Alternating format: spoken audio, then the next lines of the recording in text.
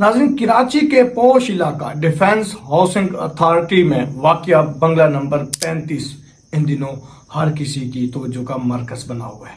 नाज़रीन, ये वही बंगला है जिसमें सरसद होने वाले जुर्म ने पूरे शहर को हिलाकर रख दिया। 6 जनवरी से लेकर जब आमिर मुस्तफ़ा घर से निकला था, उससे लेकर और मुजरिम की गिरफ्त तक की मुकम्मल कहानी इस वीडियो में आपको आज मिलने वाली है। नाज़रीन, वीडियो को एंड तक देखें। मेरा नाम उस्मान मलिक है और आप यूएम डिजिटल न्यूज़ देख रहे हैं। यहाँ गैर कानूनी सरगर्मियों की बाज़ गश्त बरसों से सुनाई दे रही थी, लेकिन किसी ने ज्यादा गौर नहीं किया। बंगला बाहर से दिखने में तो एक आम सा घर लगता था, लेकिन अंदर झांकें तो मालूम होता है कि ये सिर्फ एक रहायशगाह नहीं है।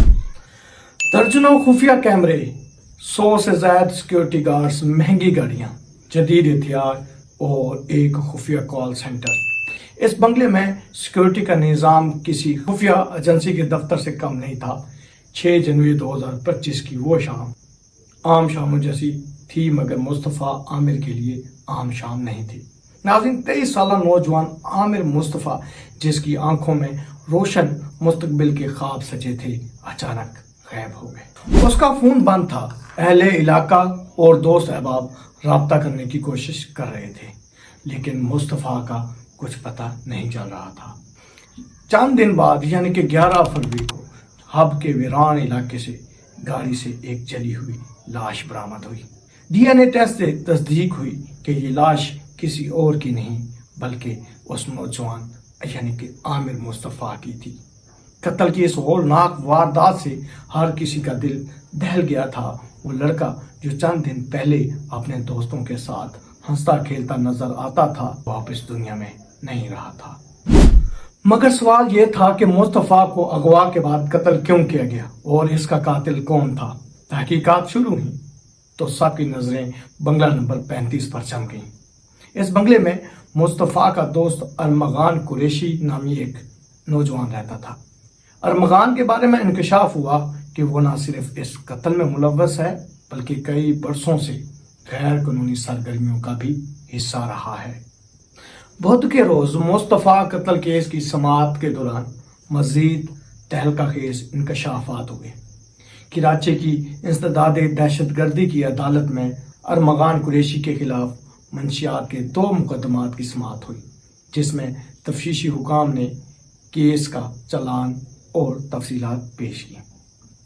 चलान में यह इंकशाफ हुआ है कि अरमगान कुरैशी 8 साल से वीट यानी कि चर्स मंगवाकर नशा कर रहा है और 2017 से लेकर 2019 तक यानी कि इन 2 सालों में उन्होंने तकरीबन 9 बार मंशियात के पार्सल मंगवाए।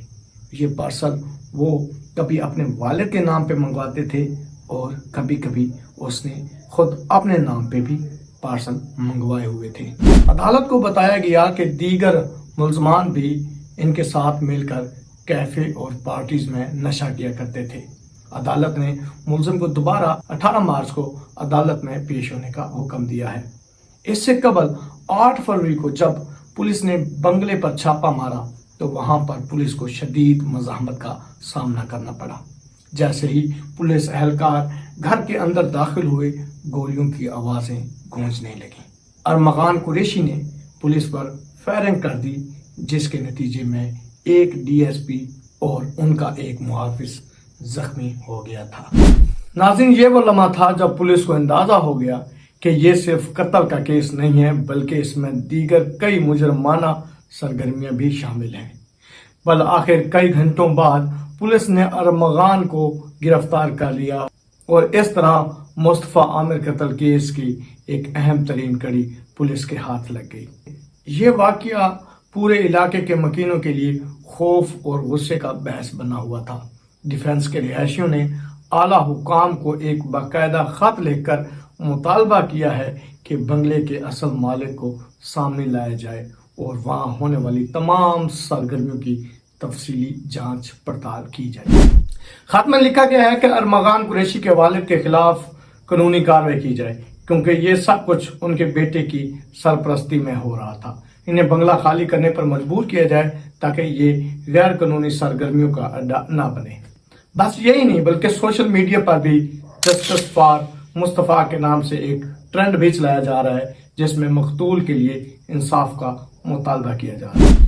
जामिया कराची की शोबा जुर्मियात की सरबराह डॉक्टर नैमा सईद ने उर्दू न्यूज़ से गुफ्तगू करते हुए कहा है कि ये केस कराची के तमाम रिहायशियों के लिए एक सवालिया निशान बन चुका है। क्या बड़े और बाअसर खानदान कानून से बालातर हैं? क्या सिक्योरिटी अदारे वाकई शहरियों के तहफ़्फ़ुज़ को यकीनी बना रहे हैं? उन्होंने कहा है कि मुस्तफ़ा आमिर के अहले खाना आज भी इंसाफ के मुंतज़िर हैं और पूरी कौम की नजरें इस केस पर जमी हुई हैं। अगर कानून ने अपना काम सही तरीके से अंजाम दिया तो शायद ये केस एक मिसाल बन जाए, लेकिन अगर ऐसा ना हुआ तो बंगला नंबर 35 जैसे कई पुरअसरार ठिकानों पर गैर कानूनी सरगर्मियां जारी रहेंगी और मुस्तफ़ा आमिर जैसे कई नौजवान अपनी जान गंवाते रहेंगे। इसी के साथ ही मुझे उस्मान मलिक को दीजिए इजाज़त। मिलते हैं एक नए वीडियो के साथ।